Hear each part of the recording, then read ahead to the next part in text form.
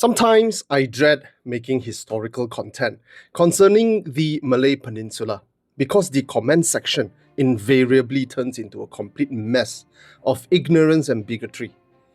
I sometimes try to correct some point of views that are not completely beyond help, but I would generally give up after a week or so, as it can be overwhelming and I would have moved on to newer topics by then.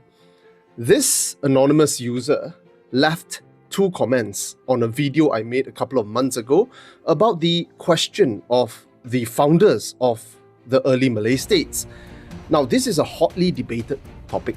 In one extreme, you have people who argue that the Malay states or the early Malay states were not only Indianized, but rather were founded by Indian settlers.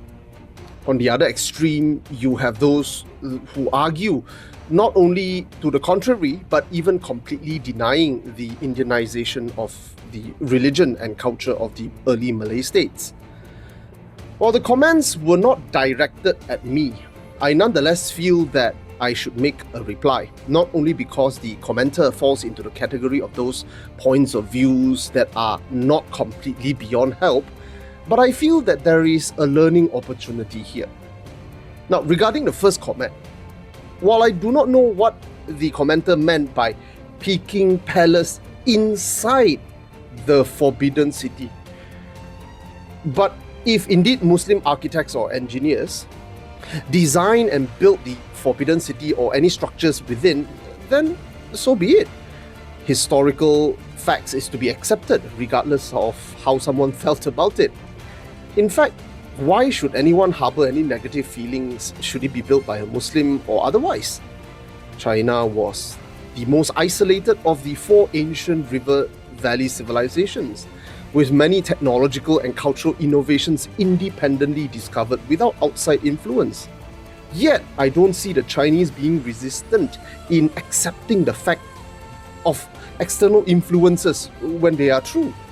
I don't think any Chinese person ever questions the Indianness of Buddhism or harbor any ill will towards the fact that a philosophy and religion so integral to the Chinese worldview came from India. Instead, the Chinese cherished and internalized these external influences, as can be seen in this picture of the vinegar taster. The Buddhist finds that the vinegar is bitter, the Confucian finds it sour, while the Taoist finds it sweet, denoting the 3 conflicting facets of Chinese culture. In fact, the influence of the Dharmic worldview on the Chinese is so thorough that most Chinese today don't even realize that many daily words in use are of Sanskrit origin. Words like 世界, for example, the world, which is a direct translation of Loka Dhatu. The original Chinese word for 世界 is actually 天下, which feels rather archaic to use these days. Even words like 花, flower, which is a word of Chinese origin, but gains an additional meaning denoting spending. For example, like 花钱, spending money, that comes about from sutra translation. Coming back to the first statement or comment, I've searched the internet for clues, in English, in Chinese, even in Bahasa, in case there was a fringe theory circulating amongst the Malay-speaking world I may have missed. Zilch, nothing. If you have some sources to support your comment, please share. I would love to read them. As for the second comment, I will not spend too much time on this because the premise itself is historically mistaken. The Great Wall of China is a construction project initiated by various states during the Zhou dynasty to secure their northern frontier from nomadic raids. This goes back as early as 700 BC.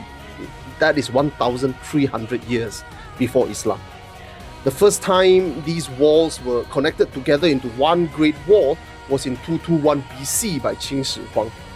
Now, most dynasties after that would undertake some form of repair or maintenance project on the Great Wall well into the modern era.